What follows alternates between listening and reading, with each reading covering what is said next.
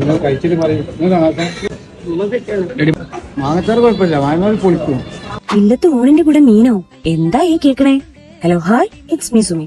നമ്മൾ ഇന്ന് ഇല്ലം മെസ് ഹൗസിലാണുള്ളത്. നല്ല നാടൻ ഊണിന്റെ കൂടെ കിഡിലും ഫിഷ് ഫ്രൈ കൂട്ടിപ്പിടിച്ചാലോ? അതും ഇവരുടെ തന്നെ സ്പെഷ്യൽ മസാലയിൽ ലൈവ് ഫിഷ് ഫ്രൈ ആണ് ഇവരുടെ സെർവ് ചെയ്യുന്നത്.